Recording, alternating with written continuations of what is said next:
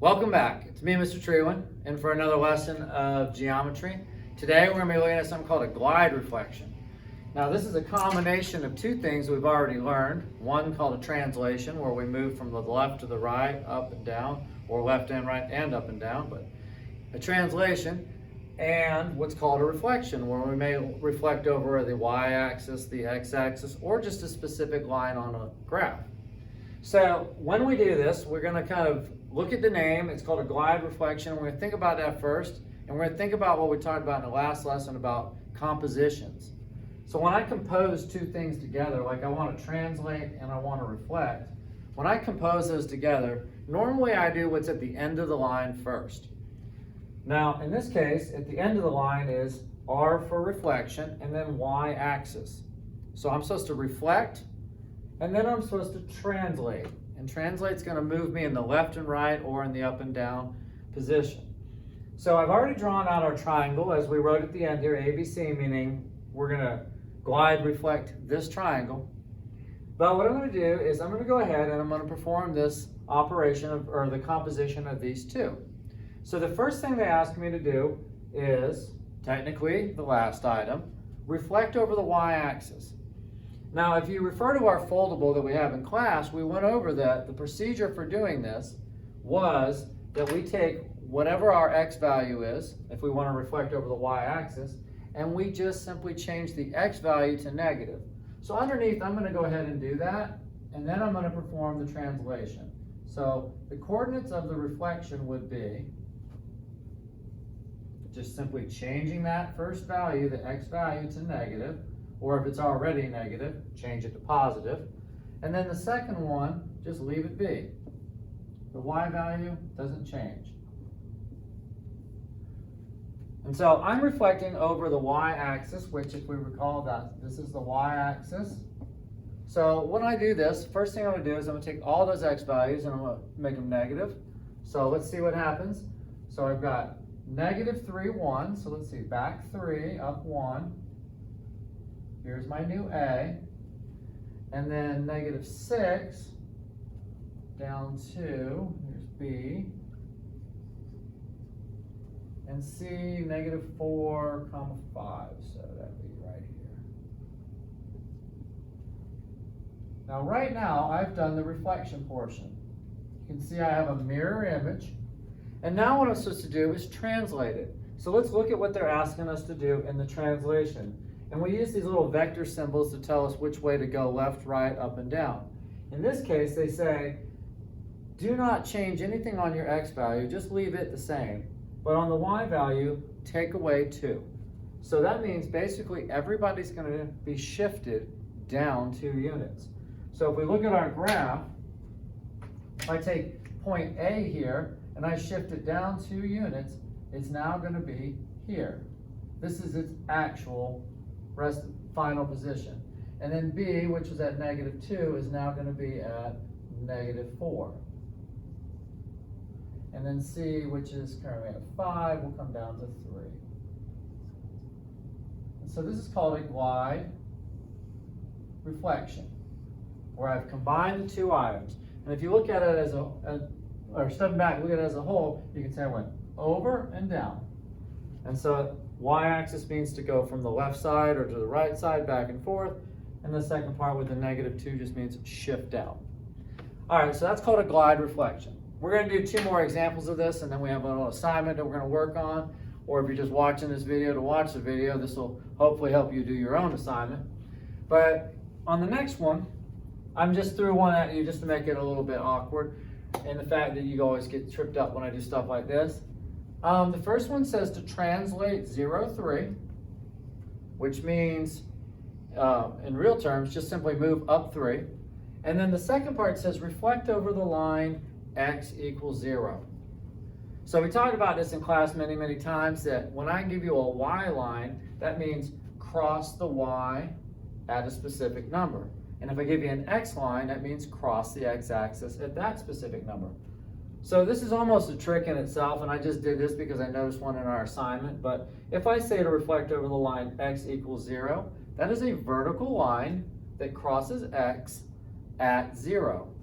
which happens to be, if you cross x at the 0, that happens to be the y-axis. So I just wanted to throw that at you in case you ever saw that, in case they didn't write y-axis and they gave you a line like x equals 0, because I saw that in the assignment. So again, we're going to use the same rules as we used last time, and then when we reflect over the y-axis, we simply change all of our first values to a negative. If they're already negative, make them positive. So in this case, oh, I forgot all my symbols over here to show that I was making a change.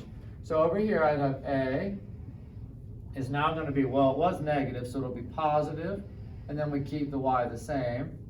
B, same deal, it's already negative, so I guess it's going to become positive. And then C is 0, and you can't make that negative, so we'll just leave it as it is.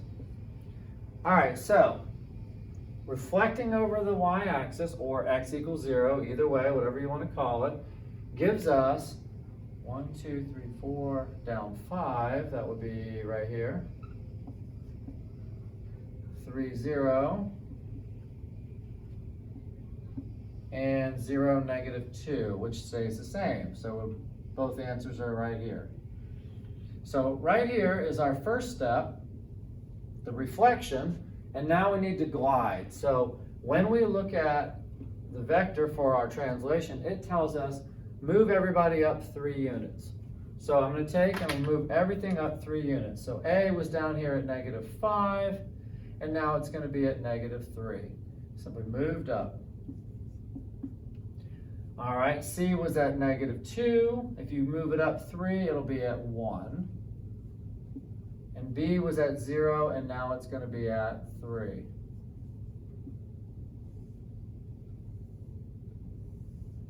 And that is our glide reflection. So we reflected over the y-axis, or in this case, as I tried to trick you, x equals 0, and we moved into our final position by moving up 3. All right, last one we're going to look at. I've got one more just in case, but I also threw a line in there for you instead of writing an axis, just to keep you on your toes when it comes to algebra. And so our next one here has already been drawn out, and we are going to reflect over the line y equals negative 2.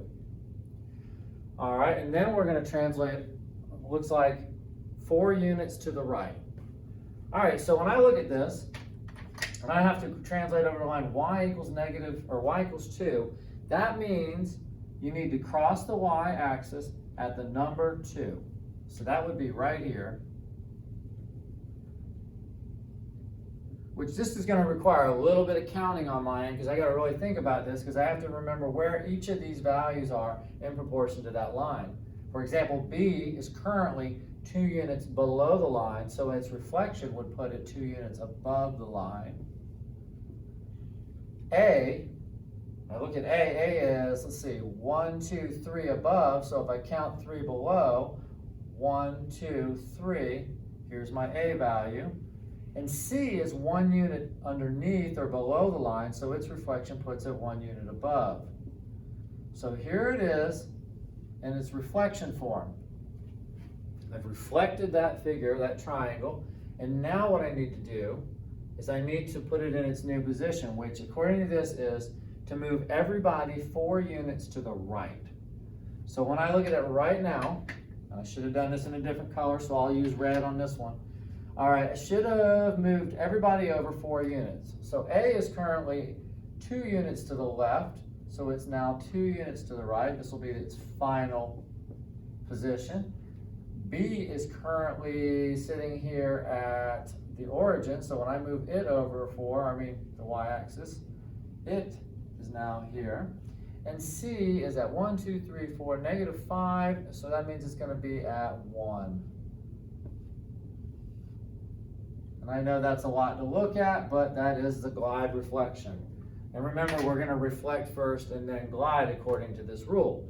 However, I do want to bring up one final thought before I close this video. Had I done any of these backwards, I still get the same answer.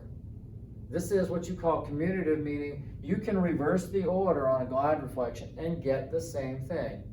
However, it doesn't always work in every single instance. There's one particular case, and we're not going to look at it today, in which order doesn't matter. But for all of our questions that we're going to look at today, Order doesn't matter. However, I do want you to practice the fact that you always start at the end, because you're all going to be in Algebra 2 next year. And when you're in that class, you're going to be compositions of functions, and you're going to have to always remember to do the one at the end first. Otherwise, it does make a big mistake, big change in Algebra 2. All right, that's it for me. I hope this helps you get this all taken care of. I hope I made it clear as I can, and I hope you do well on your assignment. Bye.